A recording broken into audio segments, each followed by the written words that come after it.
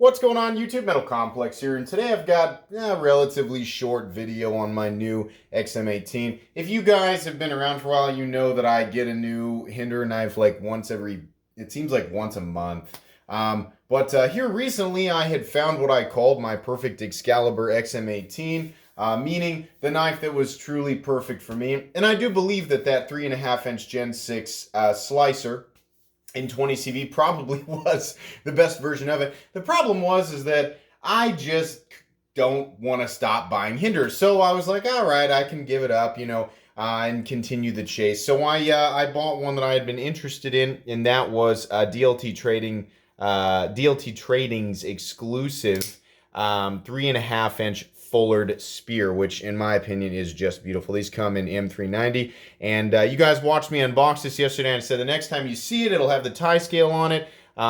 My tie scale I never get rid of because it's not milled out on the inside. The new ones are milled out, and most people prefer it that way. I just don't like, I just don't want the milling. I want it to be heavy. I don't know why. It's just the way that I am. So we're going to talk about this knife, do a little overview. I'll add it to my Hinderer playlist, which, if you guys are also Hinderer fans, has a whole bunch of actual Hinderer stuff and Hinderer collaborations and blah, blah, blah. I want to take this opportunity to remind everybody that I am currently sitting at 88 patrons. The moment that I hit 90 patrons, I will be doing a free-to-enter giveaway for literally everybody to enter, not just patrons, everybody who's watching my channel and is, is subscribed and gets the notification for this beautiful M390 in full titanium numbered PMP Revenge. This knife was generously donated to the channel by my good friend Shaker MT. And yeah, somebody's going to win that. So if you'd like to help support the channel and at the same time get your hands on some cool Metal Complex stickers and gain access to my once-a-week Patreon exclusive content, you can do all of that and help me achieve my goal and give everybody a chance to win this knife. Also, coincidentally, I'm also coming up on 10,000 subscribers, which I never thought would happen. But I have some serious stuff to give away for my 10K subs. So we're something like, as of this moment, like 60 more subs before I do that. So if you're not subscribed and you want to be around for that, those items will also be available for everybody. So please subscribe. Let's get to that goal. Just want to also mention, you guys know I do have a Redbubble. There's a link right down in the description so you can check out some cool Metal Complex merch, help support the channel in that way. And I also wanted to give you guys, just kind of show you, here's one of my videos. Pull down the menu. You can see down here, there's Redbubble, there's Patreon, but if you keep scrolling down, these are all of the knives that I like to recommend to people. So when I always say stuff like, if you've got an itch and you need to scratch it, check out my description. I have so much stuff down here. For example, we'll go to this link here and show you guys kind of what it does. This is an old iPad, and I'm also using Kansas Internet, but there's an example. Steel Wheel Shaola, a knife that I gave a really good review to, very inexpensive, but there's cool stuff down there. So I wanted to show you guys, just in case you've never checked it out. Boy, that was a long intro. Anyways, let's talk about this Hinderer XM18 and why I was drawn to it. So for those of you who don't know, I am a gigantic Hinderer fan. I have been since I discovered Hinderer when they were transitioning out of Gen 2 and into Gen 3. Then, into Gen 4. That was when I got my first Hinderer, was Generation 4. This Fullard spear, now that we're in Generation 6, is number 27 for Hinderers, and I think my 18th XM18. When I say that, people assume that I still have all my XM18s. No, I could never afford to do that. The truth is that what I've been doing is buying them, and then I play with them and enjoy them for a little bit. Some of them actually end up as users, and some of them end up as like, they're babied in my display case. And some of them get carried, but they don't really get used. It just depends on what I'm feeling. I'm an enthusiast. I'm a knife enthusiast. I do have knives that I use really, really hard, knives that I carry, but baby, and other knives that I just don't use. And that's the way that I am. And that's the way that I'll always be, despite what anybody says. When I get an XM, it's like I said, I kind of just enjoy it for a little bit. And then when I've decided there's something else that I want, it's usually another XM18, I sell it. And I generally take a loss on it. And then I buy the next thing that I want. And I'm aware of that, that I'm essentially paying for my addiction. But I'm dead convinced that every single person on the entire planet does that in one way, shape, or form. And people who tell me that they don't, I think are kidding themselves. Not so much me, but they're kidding themselves. You know, yeah, I think, you know, even with stuff like this, it's important to kind of understand where you're at with it, how much you're actually spending on it. You know, there was a time where I was really like, oh boy, I'm kind of spending way too much money on this. But this was a healthy purchase for me. The channel is completely supported. This channel is completely supported by a combination of ad revenue, and then revenue that comes in from Amazon affiliates, like I was showing you guys down in the description, and then Patreon and my Redbubble store. And those funds are put directly back into the channel, paying for things like shipping and insurance, and also paying for some of the items that are given to patrons as they join, things like that. So if I want to buy a knife, I have to sell something out of my own collection, and then in this case, I had to take some additional money out of pocket to purchase this one. Not that anybody needed an explanation on that. I'm sure there's people who are watching this right now who haven't been watching my channel for a while, and they're like, who is this guy? What the heck is he talking about? But anyways, let's go over the knife. So this knife actually came with a red, here's the box.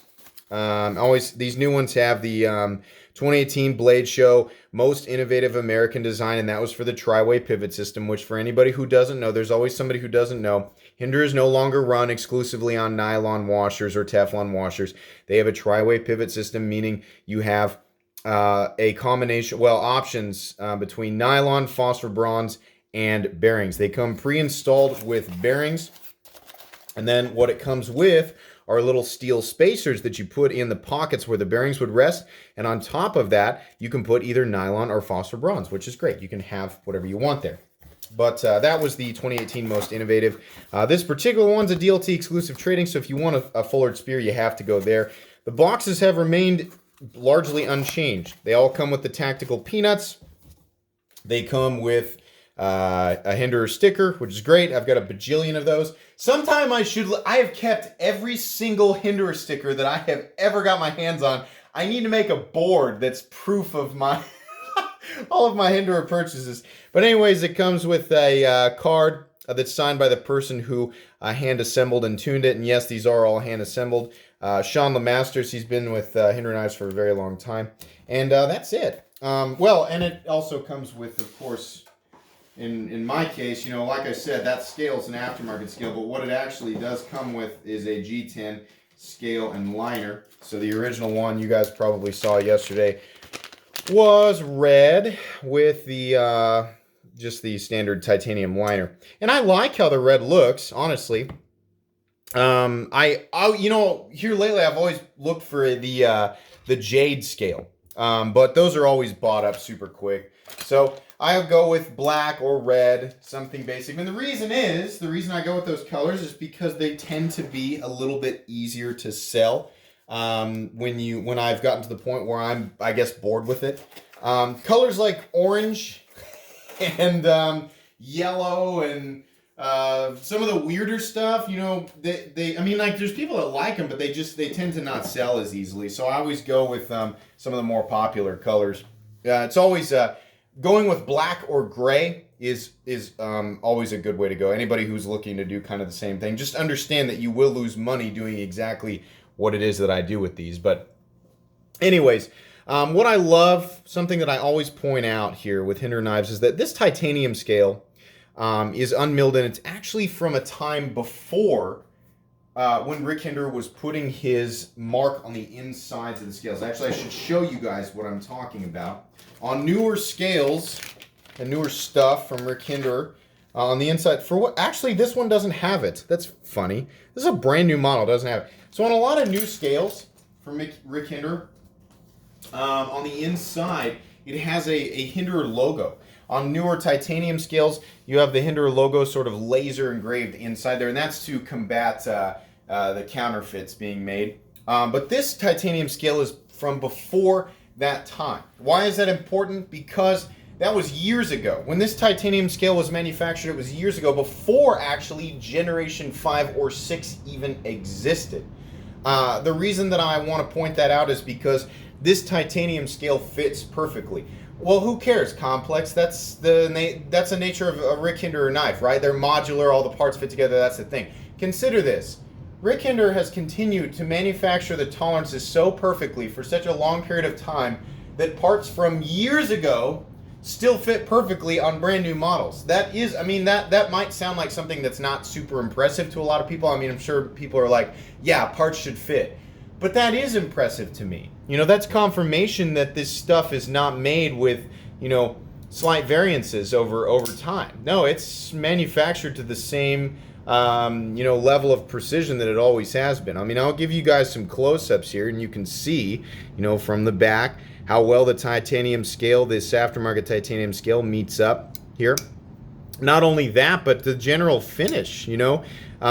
This looks like it actually came with this scale. The tumbling is exactly the same, and it matches the blade perfectly.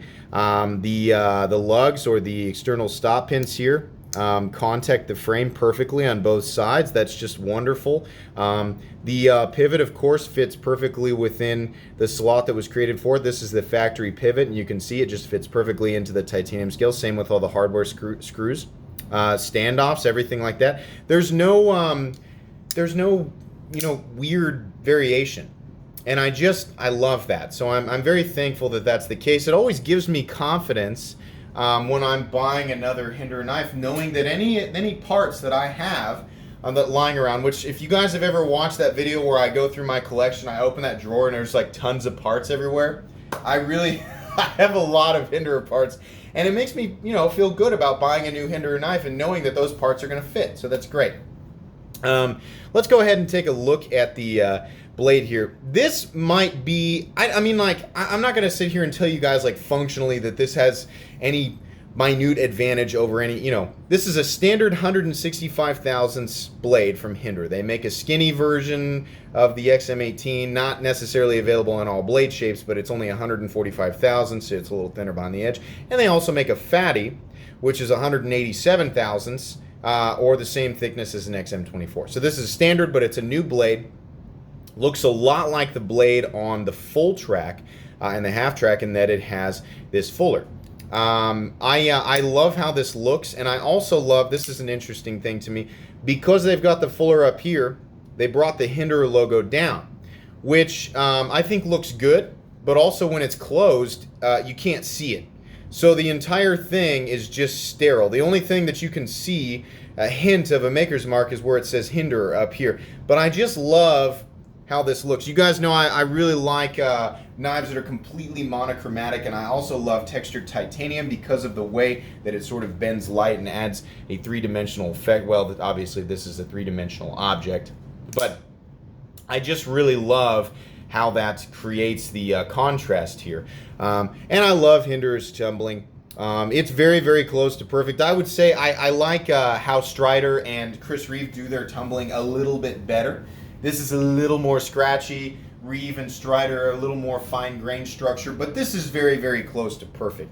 I also like how they do the swedge up here, which is actually different than your standard spear point. Yes, I've had a spear point. If you want to look back, I had a non-flipper spear, Gen 6 here recently. I love how this swedge sort of brings the tip down here to a point rather than more width being carried out on the standard spear point, so that's nice.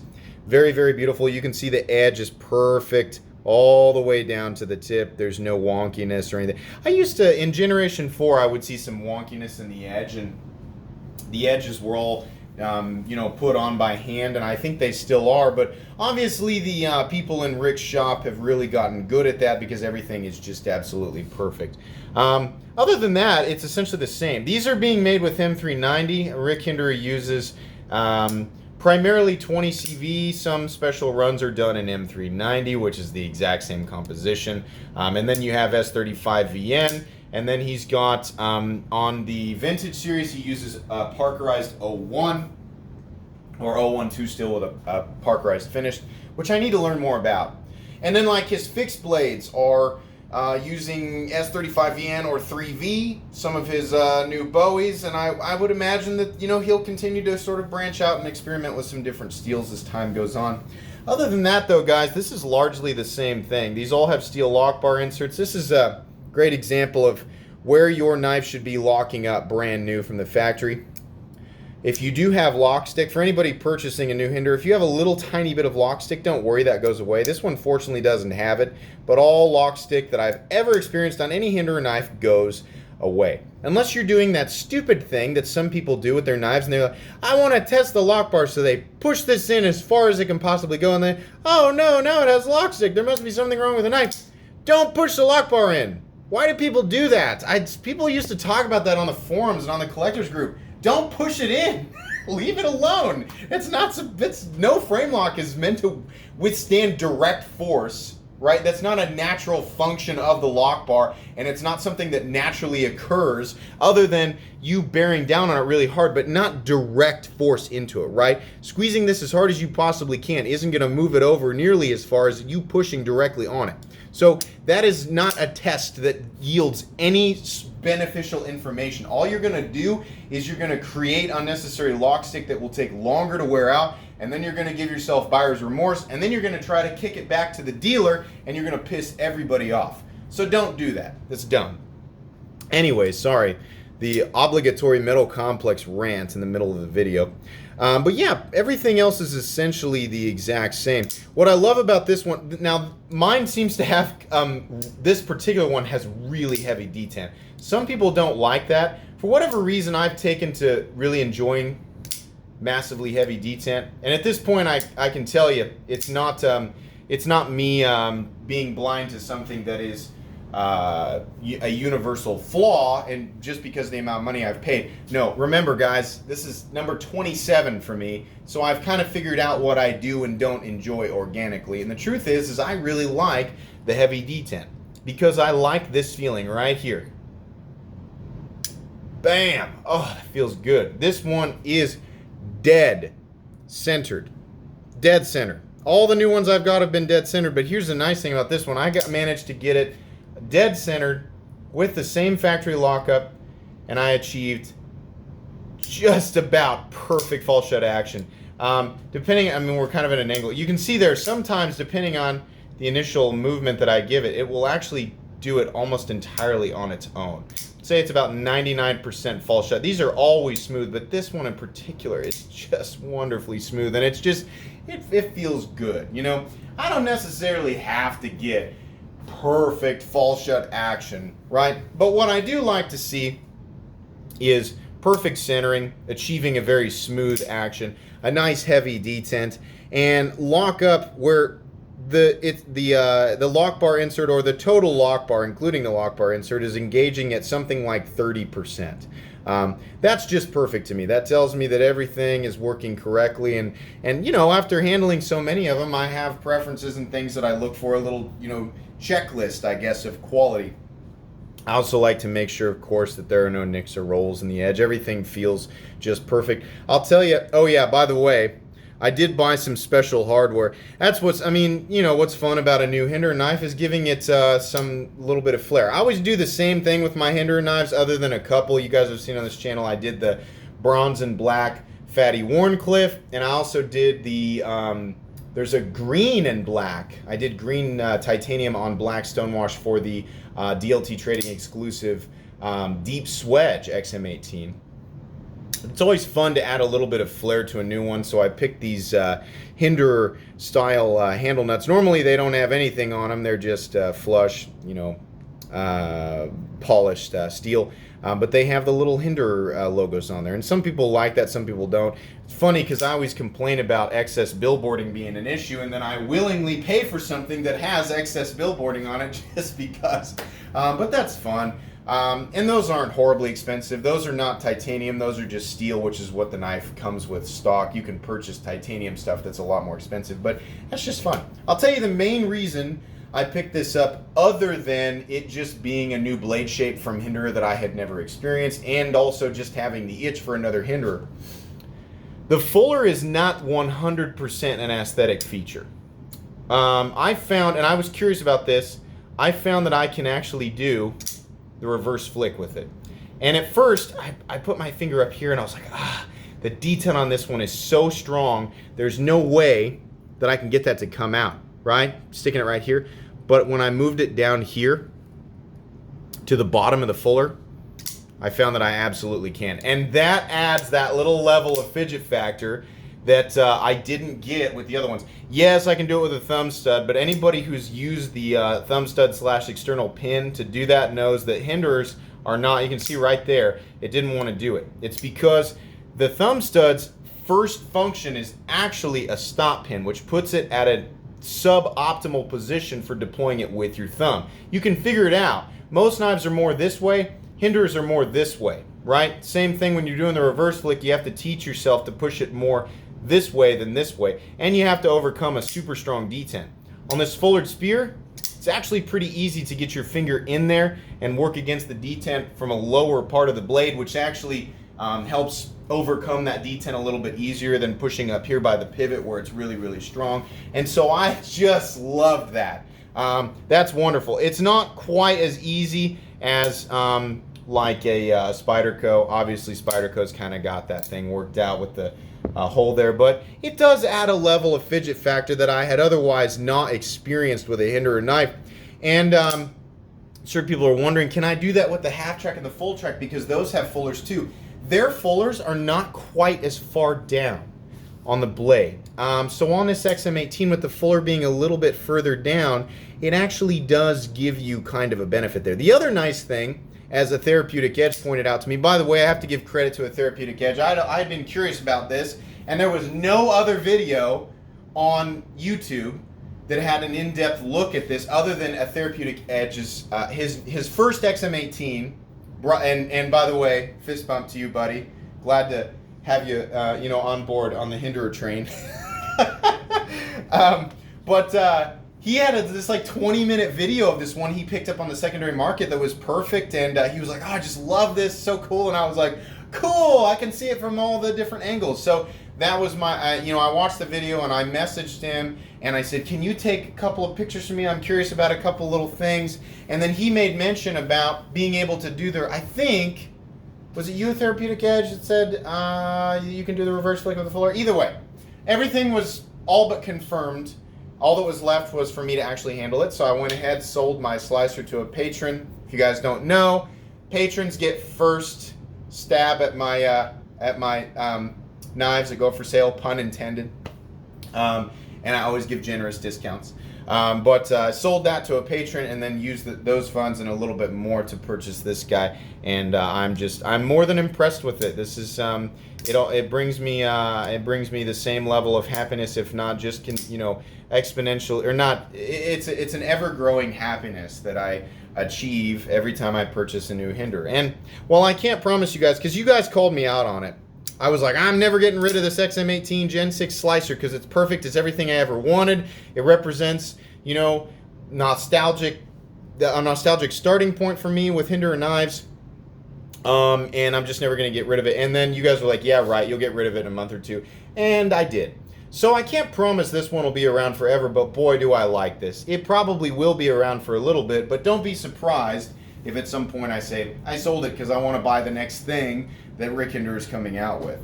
I don't know that, like I said, if you want more, this is more of just like a ramble. And the reason is because I've reviewed the Hinderer XM18 a billion times over, right? I did my original review of the Gen 6, which was awkward because it was outside. And then I've looked at a multitude of different Hinderers and talked about them. So if you want to get more of an in-depth look at Hinderers and my actual thoughts, I have a huge playlist packed full of actual Hinderer knives, Hinderer collaborations, Hinderer discussion topics, versus videos. You can get every last detailed thought that I have ever had about a Hinderer knife, being a crazy, obsessed Hinderer fan, just by going through that playlist. So if you want something more comprehensive, you can do that. But guys, I don't know that there's really anything else that I can say here. People always ask me why I switched the pocket clip. Pocket clip, for whatever reason, comes it comes standard tip down, and with a non-flipper, that's not a big deal. But with a flipper, I'd never want tip down. I personally, even if it didn't have a flipper, I'm always going to carry tip up. But with a flipper tab especially, because I've said this before, imagine with me, this has got the flipper or the pocket clip down here. So this knife, here's the back seam of your pants, and this is backed up against this. It is much more likely that you will bump, not super likely, but much more likely that in this position you will bump up against something that will cause that flipper tab. Oh, geez. You see what I mean with the detent on this is so perfect. I pushed down with my thumb, and this is up, and it's still flipped out. Flipping action on this thing is amazing. But in your pocket, much more likely you bump something and it breaks the detent and the blade comes out. Well, now you have a problem because now this is potentially going to go into your leg. But if you're carrying it like this, the blade itself is up against the back seam of your pocket. It's much less likely you're going to run into something that's actually going to cause enough pressure to get this to break the detent. But in any case, even if that were to happen, it's not going to because this is being held closed by the back seam of your pants. So for anybody who's wondering, that's why I always change the pocket clip position. I do not care about deployment speed, how quickly I can get a knife out of my pocket and deploy it in a life or death situation. I'm sorry, I just don't care. That's not what I'm concerned with. Yeah, I am very impressed with this. And if you guys want to pick this up, they are exclusive to DLT Trading. They have a whole bunch of them left. But just like with all the other exclusive blade shapes, they will eventually be gone. People ask me all the time about my no choil spanto. That's been gone for a long time. My non-flipper spear point. That's also been gone for a long time. That wasn't an exclusive, but Hinderer does this. He will forever continuously, offer up XM18 models for sale. But as far as a particular blade style, finish, whether or not it has a choil, the steel that it's in, if it's available now, it won't be available in a couple of months, and it'll be a long time before he does a run again. So if you see something you want, don't wait on it. Go ahead and, you probably have a few weeks, but don't wait on it if you can help it. Pick it up. I think that's going to be pretty much it, guys. We're going on a 30-minute video here. This has been quite rambly and fun, but I just wanted to go ahead and get this out. There's no reason to not have this out there.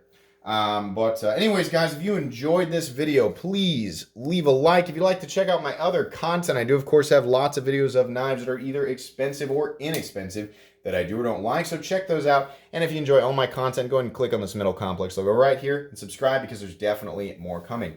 Thanks again for watching, everybody, and have a great day.